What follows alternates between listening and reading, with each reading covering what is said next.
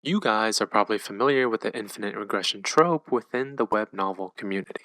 The guy gets betrayed, he dies, wakes up in the past, he was previously getting bullied, but now he's inexplicably jacked. He knows every single future event, he grabs every legendary artifact before anyone else, and by chapter 30, he's untouchable, and everyone who wronged him gets a slow, satisfying humiliation arc.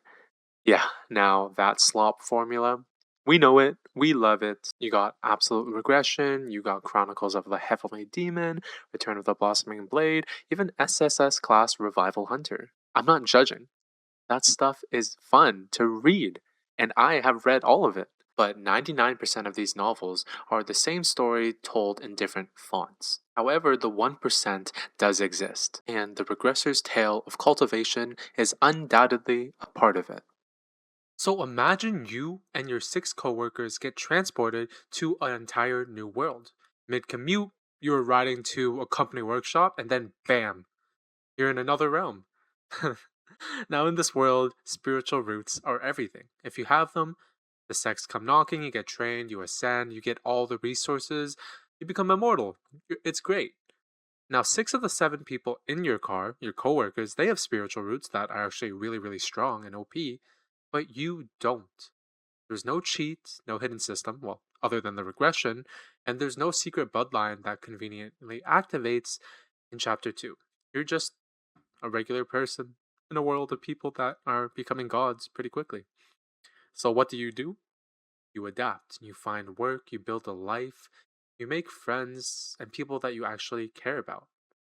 But you watch the talented coworkers slowly become powerful while you stay mortal, and you get resentful, but 50 years later, you die. Doesn't matter anymore, right? Except you wake up again in the car, day one, everyone's alive, the workshop hasn't even started yet. So, of course, you would go, okay, I know the future. Let me go grab every single treasure. Let me just predict everything before it happens, recruit the right people, avoid every disaster. Basically, speed run to immortality, right? But here is the plot twist. You're still talentless every single life. The regression doesn't fix anything. The universe didn't hand you a cheat with the do over. You still have no talent. Even with your lifetime, you don't have enough time to accomplish what you want, except the ability to keep on trying. That's what makes it special. It's a cool premise because no one else is doing it. You would expect someone to go cold, right? Full emotionless, tactician mode, stop caring about people because why would you bother? You can just regress, right? Most regression MCs do that. It is compelling, it gets views, it gets clicks, but our MC doesn't do that. He keeps investing in his connections and relationships every single life. He builds real friendships, real people, and real grief. When any of those lives close and he resets, he literally brings it all with him to the next one. He creates a new immortal art so that his memories, his love for people who will never remember him, the weight of everything he's lost comes with him. Okay, like that is so touching. That's what the twist actually means. The regression isn't just a no cheat power. He's literally pouring his heart into all his relationships every time he regresses, even though he knows it's temporary, but he does it anyway.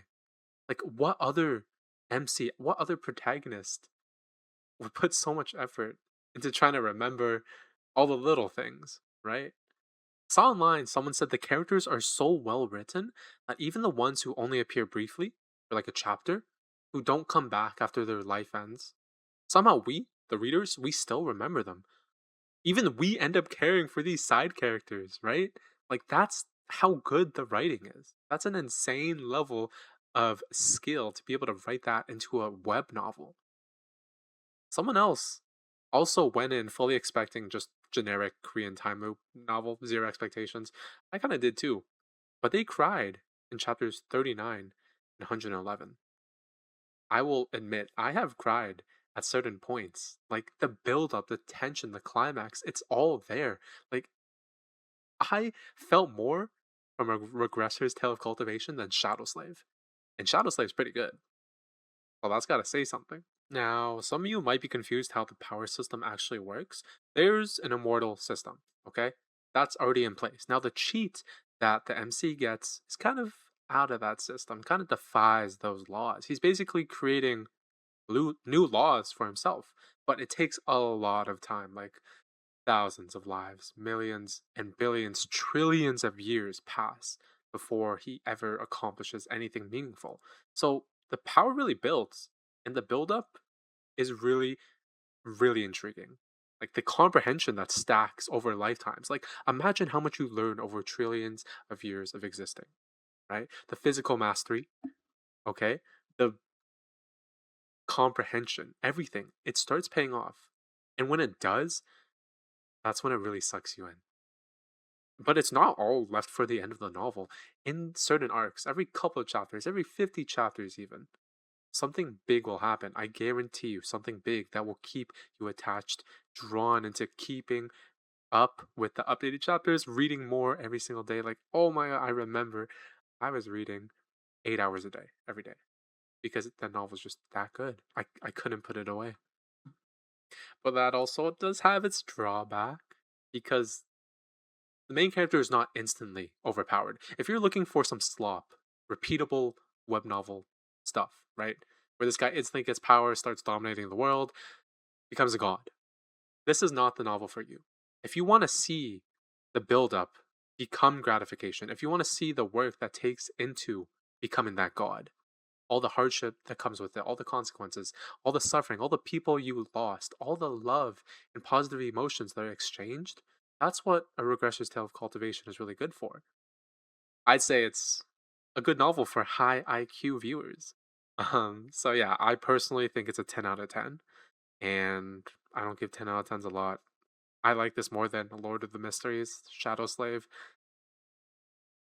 It has over 800 chapters, so it may not compete with those 3,000 chapter plus novels, but each chapter is pretty long. So I think word count still matches up. And if you really don't like novels, you can probably find a manhwa somewhere. Just check something else out. But yeah, I hope this convinced you to at least try it.